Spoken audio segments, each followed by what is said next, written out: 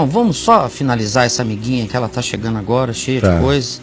Ela fala assim, ó, tenho 31 anos, meu marido é obreiro, eu tenho que dar testemunho, mas me sinto mais parecida com você, sabe? Aceitei Jesus com 16, fiquei morrendo de vergonha de ver vocês lendo minhas besteiras, Só que meu marido há 3 dias, quando chega do trabalho, tá ouvindo você, Caio. Ele disse que esse homem, como é que é? Ela não pontua as frases dela. O Caio, tá ouvindo o Caio. Ele disse que esse homem vai desviar ele. Eu tô calado. Ele falou de você. O marido dela falou, esse homem vai me desviar. Eu tô calada. Não quero convencer ninguém de nada. Só quero me sentir livre, poder usar a bermuda. Olha isso, cara. Puxa vida, né? Já leio o site. Você já pensou? Aí ela volta. Olha isso. O que me chama a atenção é a simplicidade de tudo, que há 15 anos eu procuro. Algo parecido com o que eu li nos evangelhos. Olha isso, cara. Que na igreja era tudo diferente, mas hoje o coração está mais duro que pedra e incrédulo. Não confio nem acredito em ninguém. Eu escuto, olha isso, cara. Eu escuto a Calypso escondido. Ela gosta da Joelma e do Chimbinha. Tá escutando Calypso escondido, brother. Porque eu gostava muito de dançar, mas eu parei, minha filha gosta. Proibido, de repente. Eu não tô proibindo ela de dançar. Como é bom, liberdade, Caio. Poxa vida. Ela tá escutando Chimbinha escondido, do Levador. Tem uma música dele que ele fala Levador. Ele usa Calypso. Dançar é muito bom. É isso aí, Caio. Dançar com a família, dançar com a mulher, dançar com os filhos. Dançar é uma maravilha, meu Deus.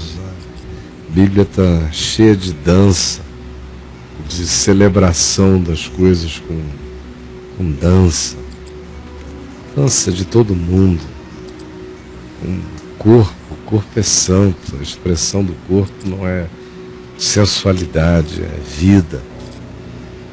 Então, o que eu tenho a dizer a você, minha amiga, é que o mesmo Deus que pegou você lá no YouTube e trouxe você para cá e já levou você ao site, está fazendo você reler os evangelhos e entender que o que você tinha não parecia com o evangelho, o que você está encontrando parece com o evangelho, ele vai completar essa boa obra no seu coração, no coração do seu marido, não tenho a menor dúvida disso. Você mesma vai concluir que isso continue a ser um trabalho entre Deus e você. Eu abro mão de ter qualquer tipo de influência, que o Senhor que começou, que Ele mesmo pegue você pela mão, leve você às compreensões que você precise, do mesmo modo faça com seu marido, para vocês viverem a liberdade santa, sóbria do Evangelho, da graça de Deus, para que vocês aprendam qual é o mundo que tem que ser aborrecido por nós, qual é o mundo que tem que ser amado por nós. Você entendeu? Quando se diz que Deus amou o mundo, Ele amou o mundo. Como é que João poderia dizer que aquele que ama o mundo, o amor do Pai não está nele? A não ser que se esteja falando de duas categorias diferentes de mundo. Quando se diz que Jesus, que Deus amou ao mundo e por isso enviou o seu Filho, se está falando do cosmos, da criação, de tudo que existe como criação e do acontecimento humano, civilizatório, que é o que produz o sistema mundo. Quando se diz que Deus amou o mundo, se está dizendo que Deus amou a humanidade, Deus amou a criação. Deus amou o que Ele criou, o cosmos, e tudo que nele se contém, o mundo e os que nele habitam. Deus amou e ama. Quando se diz que se alguém amar o mundo, o amor do Pai não está nele, se está falando do sistema do mundo, daquilo que a gente vai construindo, que são os sistemas de egoísmo, de recompensas mentirosas, de convenções falsas que são impostas sobre as pessoas, de perseguição de objetivos que não realizam o coração, mas que são tiranicamente impostos sobre a vida humana. Se está falando de todas as teias do ódio, da vingança, da amargura, da mentira, da fofoca. É desse mundo que se está falando quando se diz que se alguém amar esse mundo, essas coisas, o amor do Pai não está nele. Isso parece uma tolice o que eu estou lhe dizendo aqui, mas é por causa dessa confusão que boa parte dessas coisas se desencontram na cabeça da gente.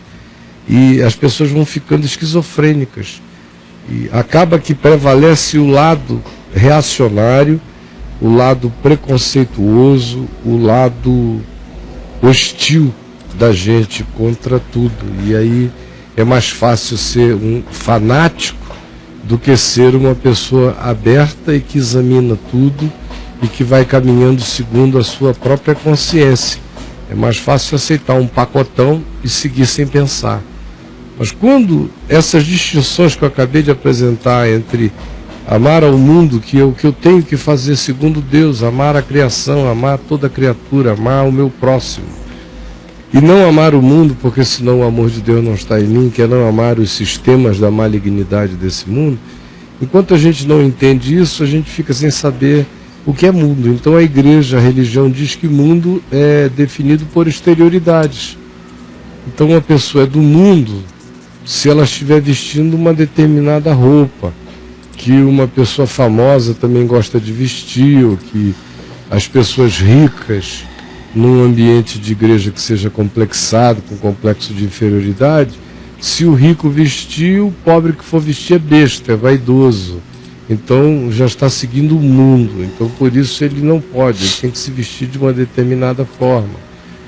Ou então o mundo passa a ser o que a projeção da cabeça de pastores doentes determinam.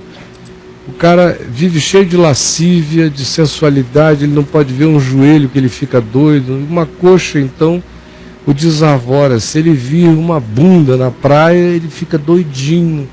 Aí ele diz que aquilo é o diabo, mas ele não tem coragem de assumir que é ele que está cheio de lascívia, de desejo. Então é mais fácil dizer que foi um demônio falando no ouvido dele do que dizer eu estou cheio de desejo lascivo no meu coração.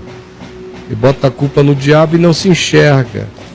E aí, se ele é do tipo que diz eu não posso ter isso, então ninguém terá, então ele chega na igreja, como ele é quem manda, ele é que faz a doutrina, ele é que faz os usos e costumes.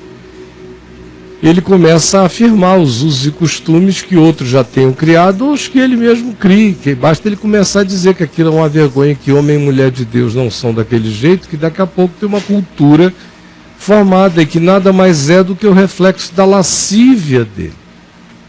Da lascívia dele, não tem nada a ver com o evangelho, nem com nenhum olhar de Deus, tem a ver com a lascívia dele. Ele é que não pode ver um joelho que fica doido. Ele é que não pode ver um decotezinho de nenhuma natureza que ele já imagina como ele se atolaria naqueles peitos, ele fica doido, então ele proíbe. Ele é que é um grande lascivo. Então o mundo vai virando exterioridades que são produzidas em geral pela cabeça de entes lascivos, de entes complexados, com complexo de inferioridade. Então tudo que outros que eles considerem mais ricos ou mais belos façam ou vistam, ele repudia, e é mundo. É mundo porque não fui eu que fiz ou não tem o nome de Jesus, então não é uma música de Deus. Se fosse eu que tivesse feito, mesmo que não tivesse o nome de Jesus, eu sou um homem de Deus, então o que eu produzo é divino. Agora, como foi um outro e não tem o nome de Deus, então é do mundo. Agora, se tiver o nome Jesus na composição, pode falar a maior besteira que ele vai cantar como se fosse coisa de Deus.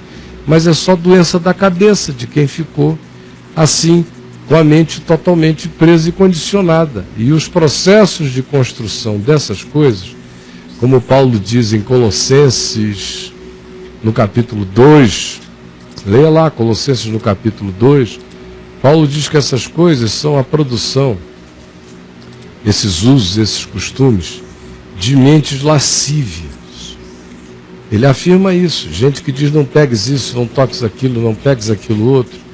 Tem aparência de santidade, mas não tem nenhum poder contra a licenciosidade, contra aquilo que entra no coração da gente como lascívia. Não tem poder. Mas são esses que criam essas regras, esses usos, esses costumes, exteriorizando as suas doenças, que passam a ser o padrão de comportamento de um determinado grupo. E aquilo não tem absolutamente nada a ver com o Evangelho. E assim como isso que eu disse agora, milhares e milhares e milhares de outras coisas que são praticadas como parte da vontade de Deus para o comportamento humano e que são apenas extensões ou de costumes de uma época ou de uma cultura de um determinado país, e aquilo foi trazido por missionários e virou hábito cultural de uma igreja num outro país que agora cultua aquilo ali como se fosse um modo divino de ser, ou então é a projeção do desejo ardente ou lascivo ou complexado ou adoecido de quem quer que lidere e que vai estabelecendo essas normas para as pessoas seguirem. Depois de um tempo, depois de uma geração, aquilo ali já faz parte do Evangelho na cabeça dessas pessoas. Aquilo parece que é mandamento de Deus. E quem não se comporta daquele jeito vive muita culpa, muita angústia. Eu sei que tem muita gente nova chegando aqui conosco agora no Papo de Graça. É por isso que eu estou repetindo e dizendo essas coisas, para ver se devagar, eu não tenho nenhuma dúvida de que isso seja lento como processo de compreensão e, sobretudo, de libertação. Mas devagar você vai ficando liberto disso. Uma hora você olha e o que existe em você é Jesus, a esperança da glória. O que existe em você é o olhar do Evangelho. E aquela montanha de coisas que não eram Deus, que não eram Jesus, que não eram palavra de Deus, que não eram Evangelho, que eram construções humanas pesadas e insuportáveis, foram jogadas fora.